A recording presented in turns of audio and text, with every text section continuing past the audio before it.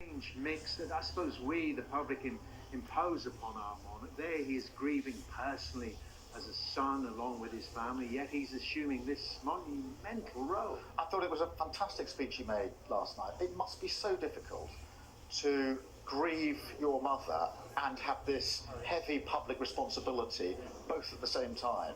And there is that personal element. I know from experience how hard it is to lose a mother, and that's the human emotion that he's going through, and at the same time this huge public responsibility. But I thought it was a fantastic speech, very humble speech last night, and I think everybody listening to that will feel heartened in what is quite an uncertain time.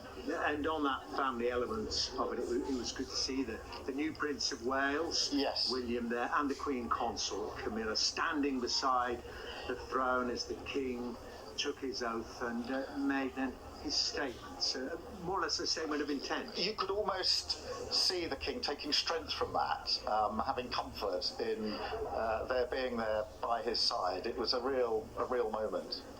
And were you one of the Privy Councillors who came outside to watch, or did you remain inside? Because No, I was outside just over here. It was quite something, wasn't it? You know, this mingling. You know, journalists, politicians, members of the public. You've got Privy Councillors, you've got the royal family, you've got members of the public, and you know, a real moment in history. And you know, I think you just look at the faces, look at the number of people who are here to come and witness a part of this. And of course, the military, the Coldstream Guards, but they were a little bit busy, I suppose. And I think what has struck us watching the House of Commons yesterday, and I know there's another session today, is the suspension of hostilities. Yes. I mean, it is quite something, and to see you all mingling as you went in, chatting across party divides, because it's something that brings us all together. It really does bring us all together, and often the behaviour in the House of Commons is not the best, but then on occasions like this, we come together. And yesterday, when the tributes were being made by various members of the House of Commons and the House of Lords, there was a real sense of the House coming together for this moment, and some fantastic tributes as well. But just your thoughts on that, because, you know, people are worried.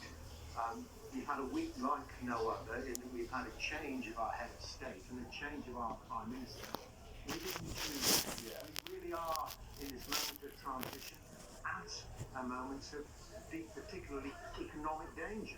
Yes, the circumstances, we've got conflict in Ukraine, obviously that's a constant worry. We've got domestic issues, you know, the cost of living is worrying so many people as we go into the winter. You've got the NHS really struggling now, so you've got all those external factors, and then you have the uncertainty of this week where there's a new Prime Minister, and now we have a King proclaimed a moment ago, so there is uncertainty. What actually the second, I think, gave us above all else was that constant, that whatever the ups and downs, whatever was happening in the world, he was somebody with wisdom who'd seen most of it all before, and that everybody could look to as a sort of North Star. And that has meant, I think, this week has been about grief, but uncertainty about the future. I think it's on all of us now to provide the leadership to take us forward, to move on from the Elizabethan era and take us next to the next chapter. And King Charles doing a very good job to give that sense of continuity right now. Yes, he is. And I mean, he's, you know, been a public servant all his life and done so much already, but now he takes on that heavier responsibility.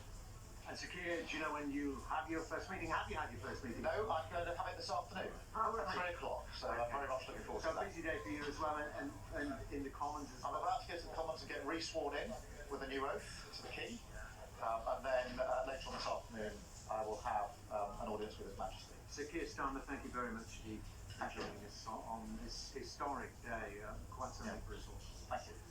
Leader of the opposition, the leader of the Labour Party, Sir Keir Starmer. Sir Keir Starmer, was that striking thing about This accession ceremony has been just a mixing down here of